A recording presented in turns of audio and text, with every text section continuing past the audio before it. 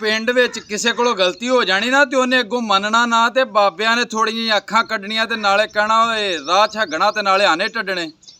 ਅਗਲੇ ਨੇ ਵੀ ਸਹਿ ਮਾਰ ਜਾਣੇ ਵੀ ਯਾਰ ਮੇਰੀ ਗਲਤੀ ਹੈ ਤੇ ਪਤਾ ਲੱਗ ਗਿਆ ਇਹਨਾਂ ਨੂੰ ਤੇ ਮੈਂ ਹੁਣ ਨਾ ਥੋੜਾ ਜਿਹਾ ਸ਼ਰਮਿੰਦਾ ਹੋ ਜਾਵਾਂ। ਉਹ ਮੈਨੂੰ ਇਹ ਗੱਲ ਚੇਤੇ ਆਈ, ਉਹ ਬੀਬੀ ਇੱਕ ਅਸੈਂਬਲੀ 'ਚ ਖਲੋ ਕੇ ਆਖਣ ਡਈ ਸੀ ਲਿਆ ਵੀ ਜਹਾਜ਼ ਲਿਆ, ਜੋ ਕਰਨਾ ਕਰ ਲਓ।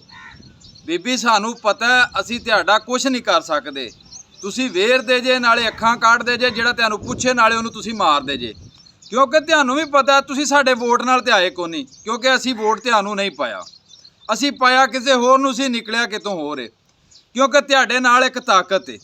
ਉਹ ਗੱਲ ਇੱਕ ਚੇਤੇ ਆ ਗਈ ਵੀ ਨਿੱਕੀਆਂ ਹੁੰਦਿਆਂ ਕਿਸੇ ਨਾਲ ਲੜ ਪੈਣਾ ਨਾ ਬਾਜ਼ਾਰ ਦੇ ਵਿੱਚ ਤੇ ਵੇਖਣਾ ਨਾ ਵੀ ਅਗਲੇ ਬਹੁਤੇ ਜਣੇ ਨੇ ਤੇ ਚੁੱਪ ਕਰਕੇ ਉੱਥੋਂ ਮਾਫੀ ਮੰਗ ਕੇ ਨਿਕਲ ਜਾਣਾ, ਆਖਣਾ ਵੀ ਮੇਰੇ ਕੋਲ ਗਲਤੀ ਹੋ ਗਈ, ਗਾਹ ਨਹੀਂ ਹੁੰਦੀ ਮਾਫੀ ਦੇ ਦਿਓ।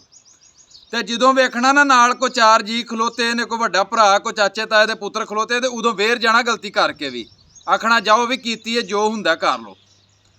ਇਹ ਗੱਲ ਹੋਈ ਹੈ ਤੁਹਾਡੇ ਨਾਲ ਤਾਕਤ ਹੈ, ਸਾਨੂੰ ਪਤਾ ਹੈ, ਭਾਵੇਂ ਉੱਤੋਂ ਤਾਕਤ ਹੈ ਭਾਵੇਂ ਥੱਲਿਓਂ ਤਾਕਤ ਹੈ, ਕੋਈ ਨਾ ਕੋਈ ਤਾਕਤ ਹੈ, ਤੁਹਾਨੂੰ ਸਪੋਰਟ ਹੈ ਜਿਹੜੀ ਗੱਲ ਤੋਂ ਤੁਸੀਂ ਗਲਤੀ ਕਰਕੇ ਵੀ ਸਾਨੂੰ ਅੱਖਾਂ ਕੱਢਦੇ ਜੇ ਨਾਲੇ ਮਾਰਦੇ ਜੇ।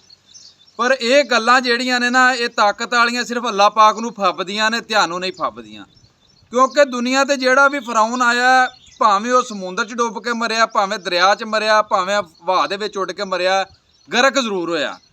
ਇਹ ਤਾਕਤ ਸਦਾ ਸੋਹਣੇ ਰੱਬ ਦੀ ਏ, ਉਹਨੂੰ ਸੋਹਣੀ ਲੱਗਦੀ ਏ, ਉਹਦੇ ਕੋਲ ਹੀ ਰਹਿਣੀ ਹੈ।